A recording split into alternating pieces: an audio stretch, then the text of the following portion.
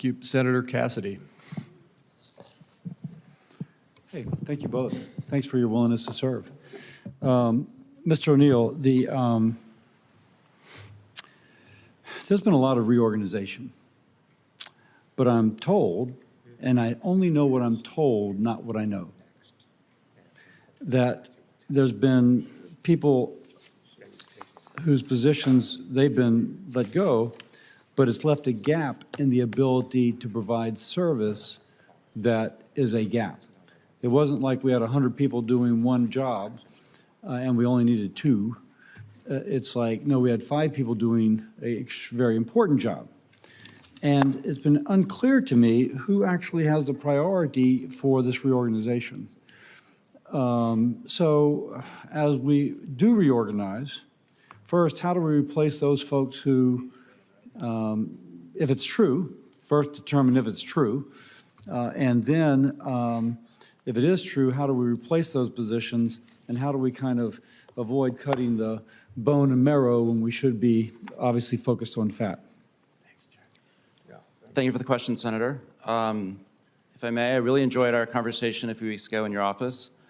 I really appreciate how you brought your experiences and learnings as a physician into your role as a senator. I really respect you for that. I'm also operating on limited information, obviously.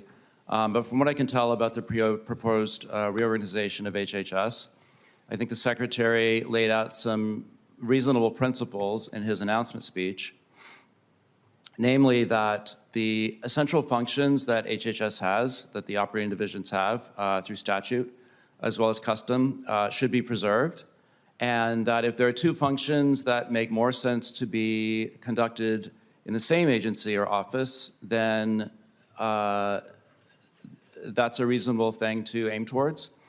So combining relevant agencies, relevant functions into the same office makes logistical sense in terms of ensuring that a majority of all HHS resources are devoted to actually serving the functions that serve patients, beneficiaries, research entities, universities, grantees, and other entities that depend on HHS for inspections, regulations, funding. That's kind of a generic answer, and I don't mean to challenge, but you're so talented. It does seem as if we do have an issue of where,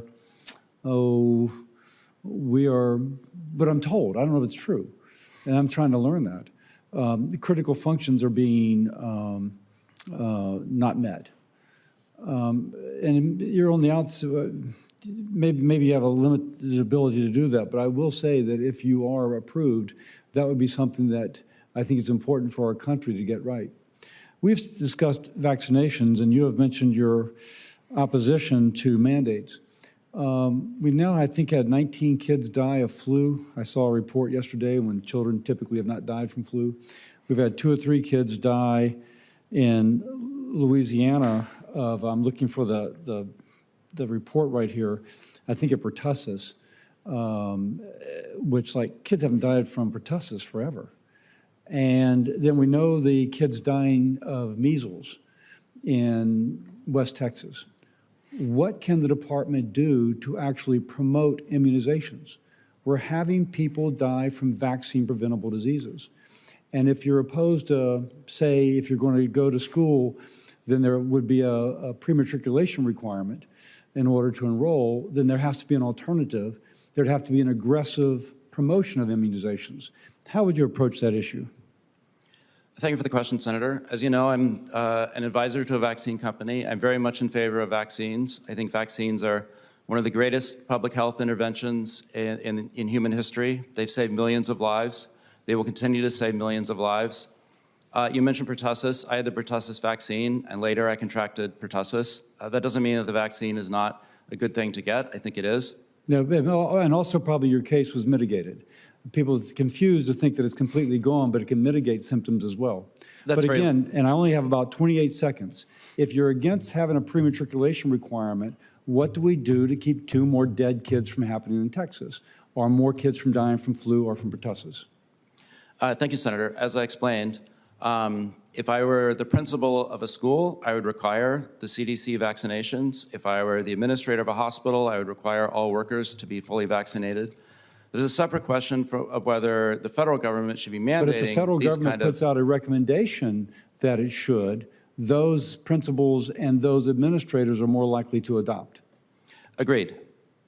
And so would you agree or oppose such recommendations from the federal government? I support CDC's recommendations for vaccines. I think that's a central role that CDC has. It's mandated in law. It's also an important principle. They have a responsibility to recommend good, safe vaccines to everyone.